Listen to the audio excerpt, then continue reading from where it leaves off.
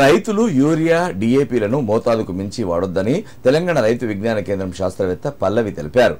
మోతాదుకు మించి ఎరువులు వాడడం వల్ల రైతులకు ఆర్థిక నష్టమే తప్ప ఎలాంటి అధిక దిగుబడి ఉండదని పేర్కొన్నారు.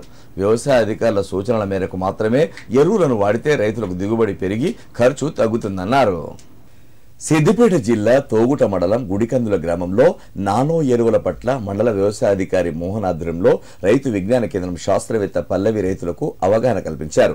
ఈ సందర్భంగా వారు మాట్లాడుతూ రైతులు మోతాదుకు మించి ఎరువులను వాడి నష్టపోవద్దని సూచించారు. సిద్దిపేట జిల్లా రైతులు శాస్త్రవేత్తలు సూచించిన దానికంటే ఎక్కువగా ఎరువులు వాడుతున్నారని, అలా వాడడం వల్ల దిగుబడి మాత్రం పెరగదని గుర్తు చేశారు. వ్యవసాయ అధికారుల సూచన మేరకు పంట పొలాలకు ఎరువులను వాడాలన్నారు. దీంతో పాటు నానో యూరియా డిఏపీ వాడకంపై రైతులకు అవగాహన కల్పించారు. అనంతరం గ్రామంలోని పత్తి పంటలో డ్రోన్ ద్వారా నానో యూరియాను పిచికారీ చేయించి రైతులకు అవగాహన కల్పించారు.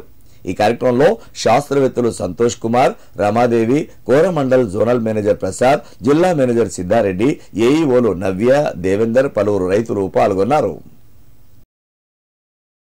తెలంగాణ రైతు విజ్ఞాన కేంద్రం మరియు కోరమండల్ సంస్థ వారి ఆధ్వర్యంలో ఈరోజు గుడికందుల గ్రామంలో రైతులకు పోషక యాజమాన్యం అదేవిధంగా డ్రోన్ స్ప్రేస్ పైన డెమాన్స్ట్రేషన్ చేయడం జరిగింది.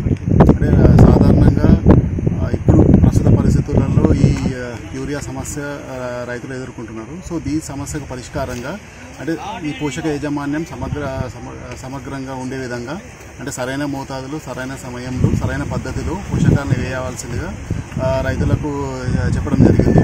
అదేవిధంగా అంటే మనకు ఎరువులను, భాస్వరం ఎరువులను కేవలం పైపాటుగా కాకుండా చివరి దుక్కిలోనే భాస్వరం ఎరువులను వేసుకునే విధంగా మరియు నత్రజని ఎరువులను పైపాటుగా అంటే మొక్క పంట వేసుకున్న తర్వాత పైపాటుగా వేసుకునే విధంగా సూచించడం జరిగింది. దీంట్లో భాగంగా నానో డిఏపి మరియు నానో యూరియా వాడకాన్ని పెంచవలసిందిగా ఈ నానో డిఏపి యూరియా వాడకం ద్వారా ఈ యూరియా సమస్యను అధిగమించవచ్చని రైతులకు సూచన